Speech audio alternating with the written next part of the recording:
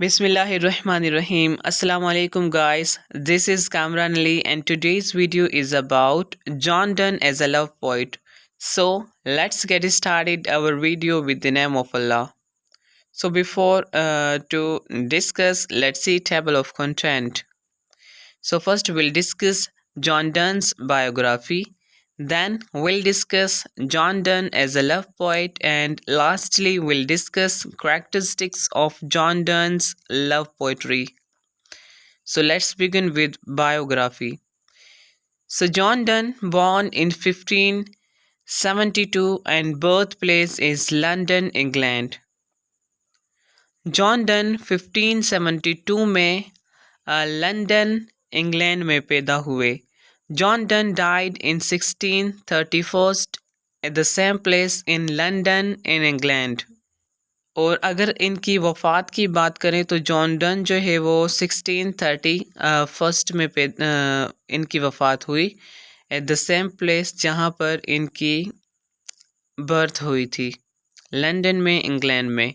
और इस टाइम जब जॉन डन की वफ़ात हुई तो इस टाइम इनकी एज 59 थी. Then occupation. So John Donne is a poet and priest. अगर इनके ऑक्यूपेशन की बात करें तो जॉन डन एक पोइट एंड प्रीस्ट थे. Nationality English. So because John Donne जो है वो एक इंग्लैंड से ताल्लुक़ रखने वाले थे तो इसलिए ये एक इंग्लिश मैन थे. And genres, satire, love poetry and elegy.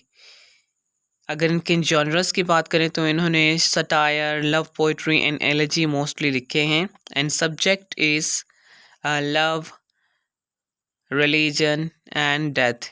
अगर इनके जो वर्क थे उनके सब्जेक्ट के बारे में बात करें तो इनके सब्जेक्ट लव से रिलेटेड, रिलीजन से रिलेटेड एंड डेथ से रिलेटेड होते थे.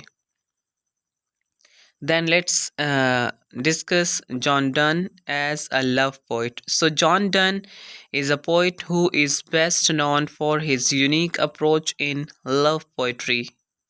अगर हम जॉन डन को एज अ लव पोइट देखें तो इनकी जो लव पोइट्री से रिलेटेड यूनिक अप्रोच सी, इसकी वजह से जाना जाता था, इसकी वजह से बहुत माना जाता था.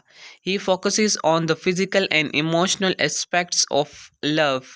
जॉन डन हमेशा लव से रिलेटेड जो इमोशनल एंड फिज़िकल एस्पेक्ट्स होते हैं, इनसे रिलेटेड जो पर्सपेक्टिव्स होते हैं उसके ऊपर गौर करते थे. लव से रिलेटेड जो पर्सपेक्टिव होते हैं फिज़िकली एंड इमोशनली, इनके ऊपर बात करते थे. John done has many moods in his poetry. John Donne की यानी कि जॉन डन की जो पोइट्री होती थी इसमें ये डिफरेंट तरीके से, डिफरेंट अंदाज, यहाँ पर मूड हम अंदाज कह सकते हैं कि डिफरेंट अंदाज से ये अपनी पोइट्री में लव पोइट्री जो है वो डिफरेंट एंगल से यूज़ करते थे. इनकी जो लव पोइट्री होती थी उसमें इमोशंस होते थे, या जब वो पॉजिटिवली लिखते तो बहुत ज़्यादा पॉजिटिव लिखते थे, एंड जब नेगेटिव पर्सपेक्टिव से लिखते तो बहुत ज़्यादा डीपली नेगेटिव हो जाते थे. जब ये अपनी वाइफ के बारे में लिखते तो ये बहुत ज़्यादा पॉजिटिवली लिखते. एंड जब बिकॉज जॉन डन जो है इनके बहुत ज़्यादा लव अफेयर थे, तो ये जब भी किसी के बारे में, औरत के बारे में लिखते थे तो अगर अपनी वाइफ के बारे में लिखते तो बहुत ज़्यादा डीपली पॉजिटिव हो जाते, एंड जब किसी और के बारे में लिखते तो ये बहुत ज़्यादा नेगेटिव हो जाते.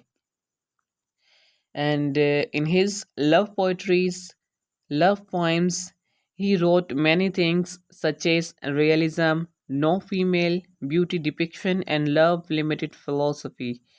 तो इनकी पोएम्स जो थी इनमें इन्होंने बहुत ज़्यादा लिखा है, रियलिज़म बेस पर, और नो फीमेल ब्यूटी डिपिक्शन, यानी कि ये अपनी जो पोएम्स लिखते थे उनमें फ़ीमेल्स की ब्यूटी के बारे में बात नहीं करते थे, उनकी खूबसूरती, उनकी अपीयरेंस के बारे में बात नहीं करते थे.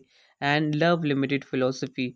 और इसके अलावा ये अपनी जो पोएम्स लिखते थे उनमें ये शो करते थे कि लव जो है एक लिमिटेड फ़िलोसफी है, इनके लिए लव जो है वो बहुत लिमिटेड था.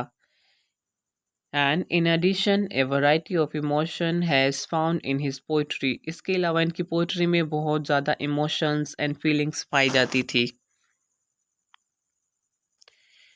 And after that characteristics of John Donne's love poetry. तो John Donne as a love poet हमने देखा। इसके बाद हम जानते हैं कुछ कैरेक्टरिस्टिक्स जो कि वो अपनी लव पोइट्री में यूज़ करते थे। So first characteristic is John Donne is a poet of realism. तो जॉन डन जो है वो is a poet of realism बात करते थे। John Donne wrote poetry which was based on reality. इनकी पोइट्रीज जो है वो रियलिटी पर बेस करती थी। His poetry is so realistic and in poetry he expresses his deep love experience. अब इनकी जो पोइट्री है वो रियलिस्टिक होती थी एंड इनकी पोइट्रीज़ में ये जो डीप लव एक्सपीरियंसेस, इनके जो एक्सपीरियंसेस थे एक गहरे लव से रिलेटेड, उसे एक्सप्रेस करते थे। Second is no depiction of female beauty. अब सेकंड करेक्टरिस्टिक है कि no depiction of female beauty. इनकी जो पोइट्रीज़ या पोइम्स होती थी, इनके वर्क होते थे, उनमें ये लव से रिलेटेड, तो उनमें ये फीमेल्स की ब्यूटी के बारे में बात नहीं करते थे। John done is he in his poetry talk about women, औरतों के बारे में बात करते थे, but he never praised beauty of women in his poetry. ये मिस्टेकनली हो गया है, दिस इज़ पोइट्री। सो ये अपनी पोइट्री में विमेन के बारे में बात करते थे, लेकिन उनकी ब्यूटी को कभी भी मतलब प्रेज नहीं करते थे। He never praised the appearance of women, यानी कि जो ज़ाहिर है किसी भी वुमेन का, ज़ाहिर बॉडी के बारे में, या जो हमारा जो ज़ाहिर होता है, अपीयरेंस होती है, उसके बारे में बात नहीं करते थे। But he is a love devotee, वो एक मोहब्बत करने वाले थे। सो ही टॉक अबाउट इमोशंस, क्योंकि वो मोहब्बत करने वाले थे इसलिए वो इमोशंस के ऊपर बात करते थे, फीलिंग्स के ऊपर बात करते थे।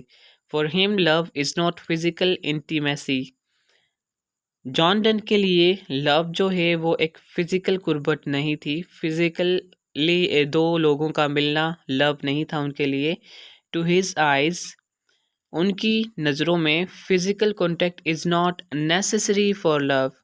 जो फिज़िकल कॉन्टैक्ट है ये लव के लिए नेसेसरी नहीं है, ज़रूरी नहीं है।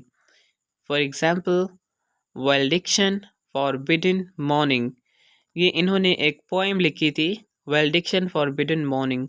तो इसमें इनकी जो पोएम है ये ज़ाहिर करती है, जॉन डन जब अपनी वाइफ से दूर जा रहे थे, कहीं जाना था उन्हें, तो वो दूर जा रहे थे, तो उसमें उन्होंने अलविदा के तौर पर, अलविदा कहने के लिए ये पोएम लिखी थी। और इस पोएम के ज़रिए ये ज़ाहिर होता है कि ये शो होता है कि जो फिज़िकल कॉन्टैक्ट है ये नेसेसरी नहीं होता लव के लिए। Than love limited philosophy.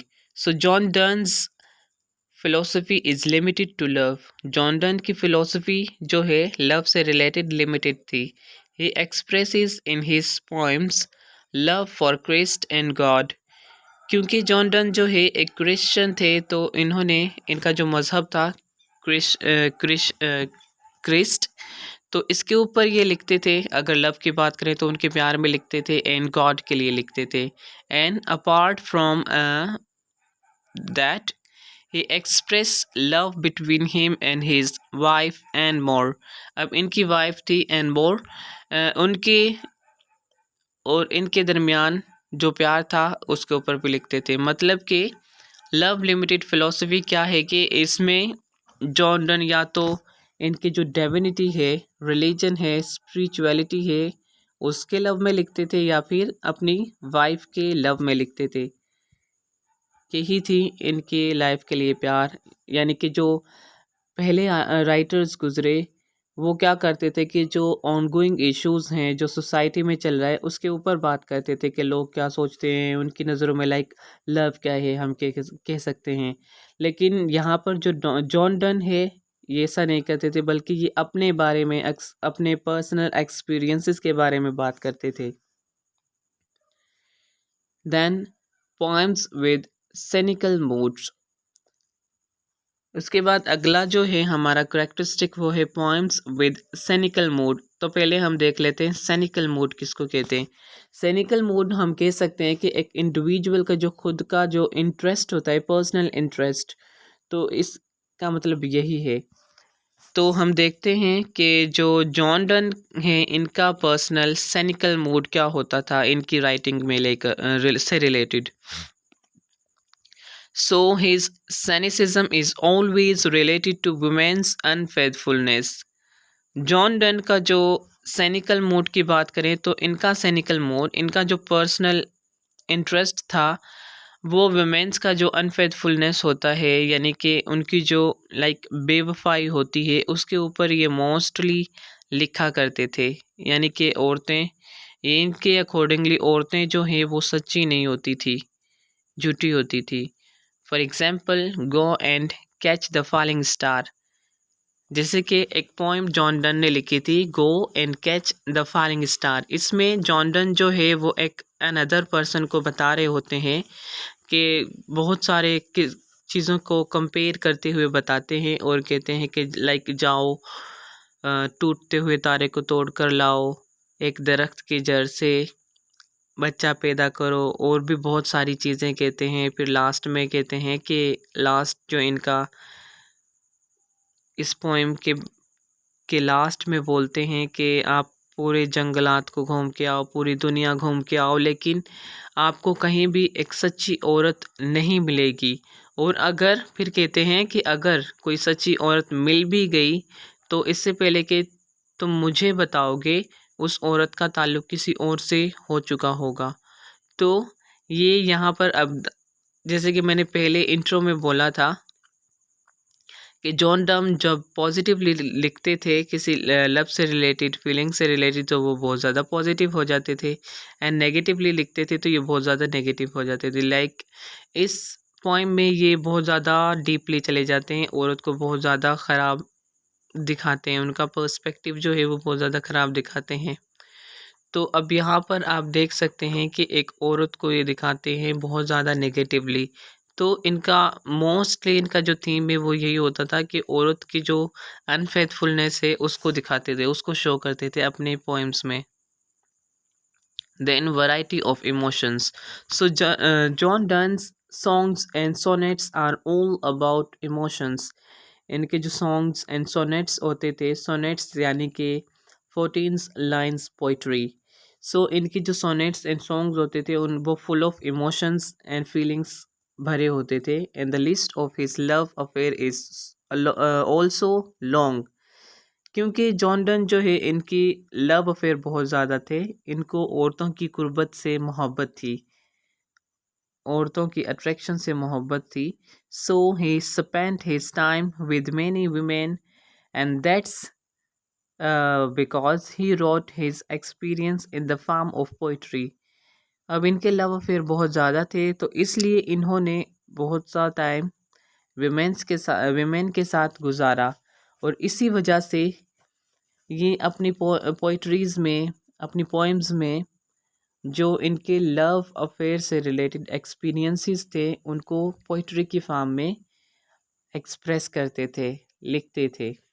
Therefore each and every lines of his poetry is full of emotion, और इसी वजह से इनकी जो हर लाइन पोइट्री की या पोएम्स की फुल ऑफ इमोशन से भरी होती थी। उसके बाद है poems with experience of deep love.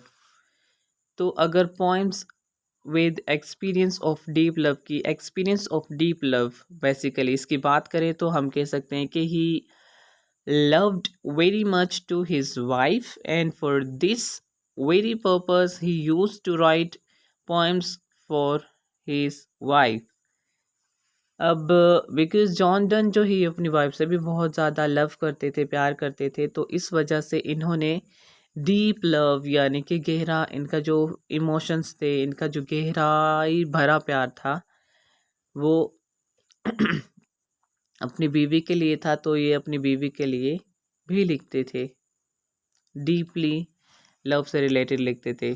For him, if two souls comes together, they will be immortal. और इनका मानना था कि जब दो प्यार करने वाली सोल्स जो हैं आपस में मिल जाती हैं तो वो इमोर्टल हो जाती हैं, and death will not be end these souls, और जो डेथ है, मौत है, वो इन दोनों सोल्स को जुदा नहीं कर सकती। वो इमोर्टल हो जाती हैं, लाफानी हो जाती हैं, ना ख़त्म होने वाली हो जाती हैं। And lastly, thank you so much for watching my video.